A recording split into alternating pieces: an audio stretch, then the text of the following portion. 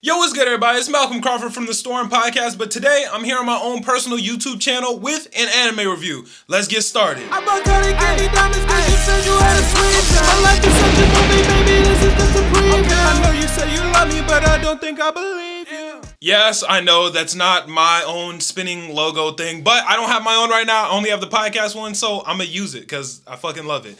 But if you guys haven't noticed, this is my own page, so make sure you are subbing, commenting, subscribing, what y'all know what to do. Hit the bell, all that shit.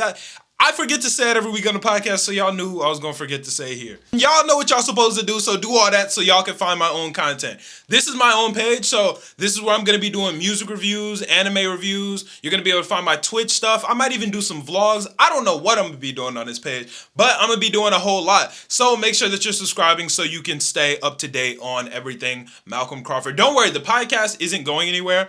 This is just for me to be able to make more of my own content outside of the podcast. We're still going to be doing stuff together, and honestly, probably going to be doing more stuff together.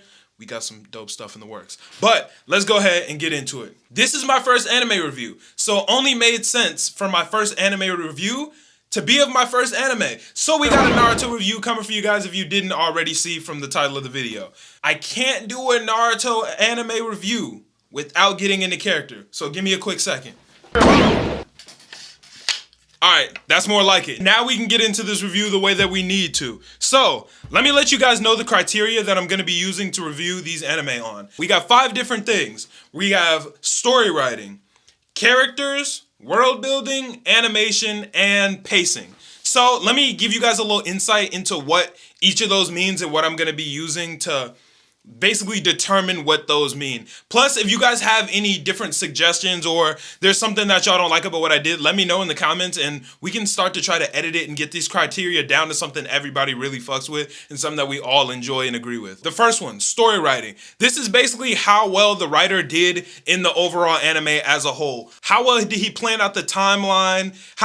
Did he have to keep going back and changing things? Is there consistency in his writing? How well did he handle the mood and the tone of the anime, the overall plot of the anime? All of that is going to go into the story writing aspect. Second, we got characters. That's pretty much how each individual character is as themselves. So their character design, do they look original? Do they have their own personality, their own ideals, their own morals? Do they have depth to their character, or are they just very one-dimensional? That's basically what's going to be going into that. 3, we have world building. How unique is the world itself? Does the world have its own lore and things that go along with it? Is there history and events that take place outside of the core story that we're paying attention to?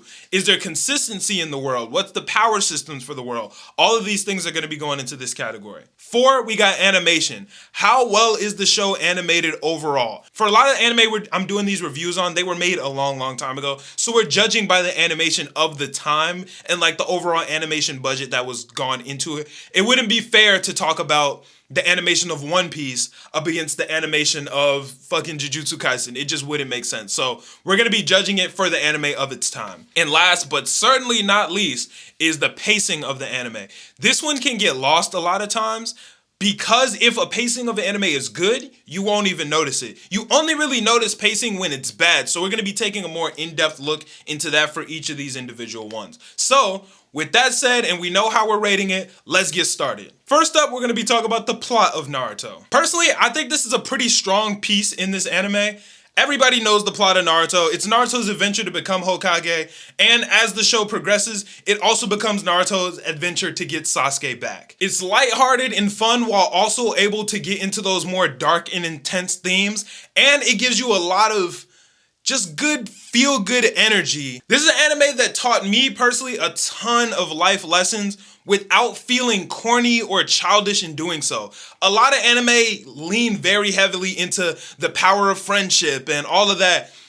While Naruto leans into this really heavily, this is Naruto's entire personality, but it never feels childish. A lot of shows, it feels super childish and you're like, yo, it feels like a damn Wiggles episode or Sesame Street or some shit. Naruto doesn't feel anything like that. Some of the negatives of the storytelling of Naruto. I love Kishimoto. I think he is a great writer. But when it came down to Naruto, I do feel like he made a lot of mistakes. He had to retcon a lot of things going from Naruto into Shippuden. Don't pay attention to Shippuden right now. If you take the entire plot of Naruto, not once did they say the word Jinchuriki or the word tailed beast.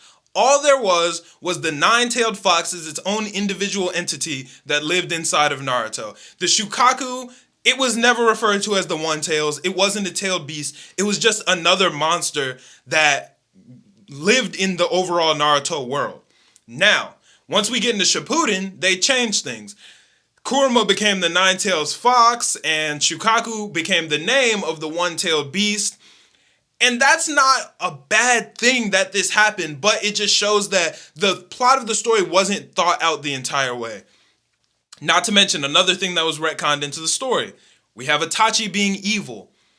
Now this starts to get a little controversial. Some people think that Itachi was supposed to be a good guy the entire time. I thoroughly disagree. There are so many examples of Itachi just being a straight up villain in the Naruto series and him getting changed into a good guy into the Naruto Shippuden series. And once again, all these things that got retconned into Naruto make it a better story in the long run. I just wish Kishimoto would have thought a little bit harder as he was going through this. Another example of this is the Sharingan.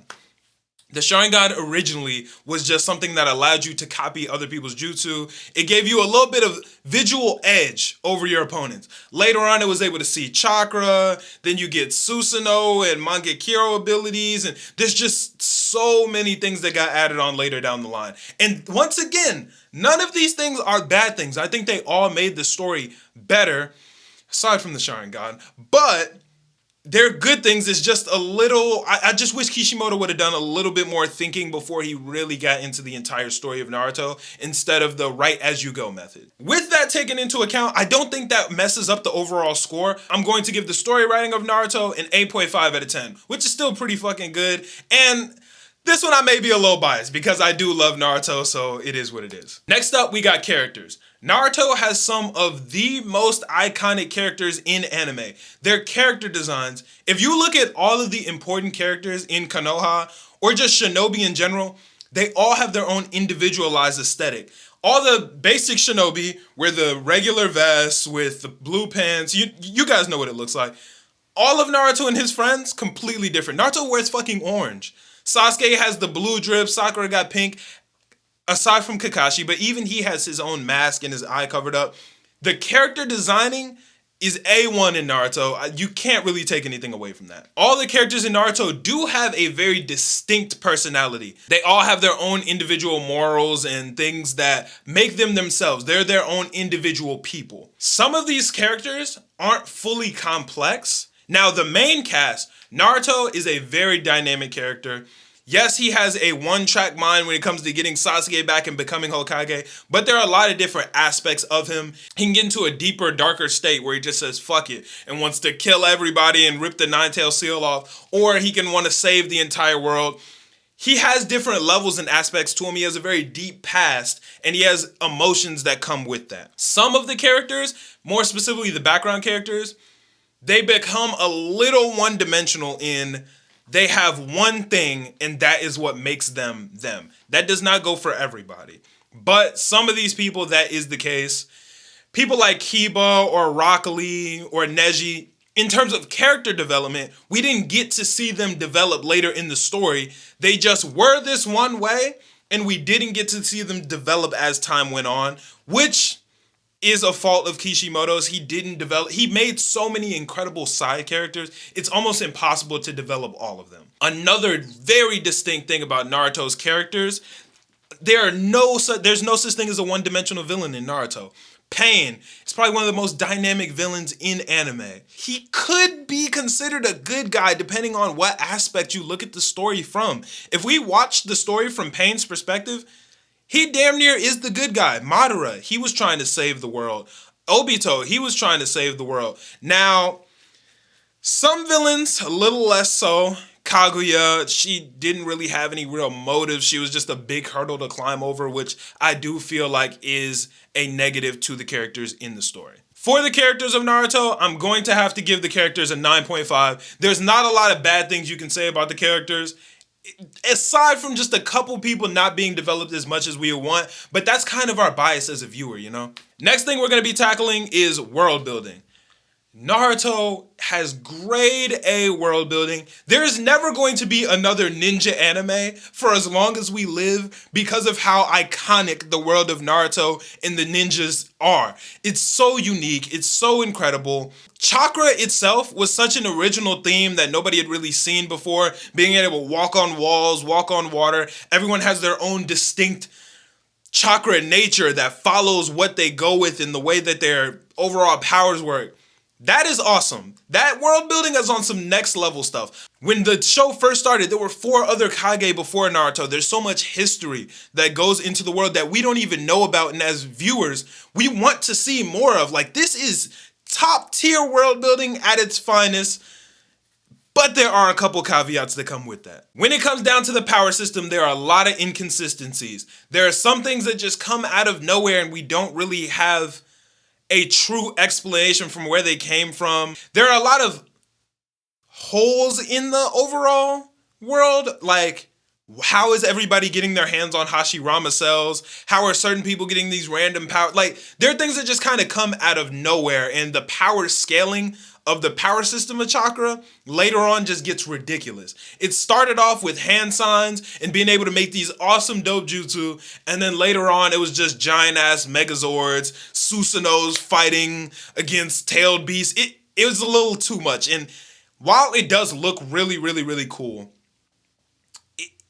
it does kind of throw things off a little bit. For the overall world building of Naruto, I'm still gonna give it a 9 because it is incredible. It's iconic. There's nothing bad you can really say about it outside of just the writing mistakes that Kishimoto made. Animation. Naruto has some of the best choreographed fights in anime. It has some of the most iconic fights in anime. And even in its time, its animation was way above most other shows. I mean, Dragon Ball was actually some crazy animation, but way above those other shows when it comes down to animation. So there's not really a lot of things you can say. I got to give the animation a 10 out of 10. And last but not least, we have the pacing of Naruto. I'm going to have to give this 2 separate ratings actually, because there is so much damn filler. It doesn't even make sense. Out of the entirety of Naruto, fucking 30% of it is filler. That how is that even possible? It doesn't even make sense. Now, I know that this isn't on the writer because it comes down to the animation team and the animation studio being able to keep up with the manga, and that's why there's so much filler. But I'm not here to rate the manga. I'm here to rate the anime, and there's too much goddamn filler. Here's why I'm giving it 2 ratings.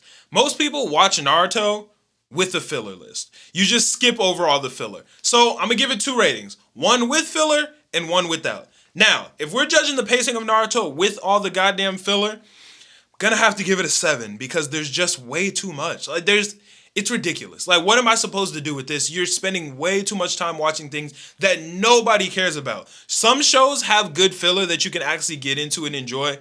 Naruto is not one of them. We do not care about Mecha Naruto. We do not care about getting Ichiraku's daughter back. We don't care about half of the shit that they show us with this filler. It's just stupid. If you watch Naruto with a filler list and you're skipping all the filler, I'm gonna give the pacing a 9. Like, there's really not much I can say aside from in the 4th Ninja War. There was just a ton of flashbacks and it starts to get really repetitive and starts to get really annoying. But it kind of still fits with the story. Like, the flashbacks make sense, but we're just watching the same ones over and over and over and over again. If you take into account all the scores that I had before, I'm going to average them all out and let you guys know what I think the overall rating of the Naruto anime is, in my personal opinion. My overall rating for Naruto/Naruto Shippuden comes out to a 9.5. It's one of the best anime out. It's one of the best starter anime. I'm glad that it was my first anime. It really got me into the spirit of anime. It helped me find my way into the community. And it has overall shaped my personality and who I am over these years. Yes, Naruto has its own faults and it has its things that can have some small drawbacks. But as far as anime go, it's a damn good one. If you haven't watched it, I highly suggest you watch it. And if you have watched it and you want more, take a look at Boruto. Now, I know people hate Boruto, but I promise you it's good. So, I'm gonna go ahead and end the video out here. If you watch the entire thing and you want more, I'll be dropping more videos soon. Make sure you subscribe, follow, and I'll be back with more videos. Peace.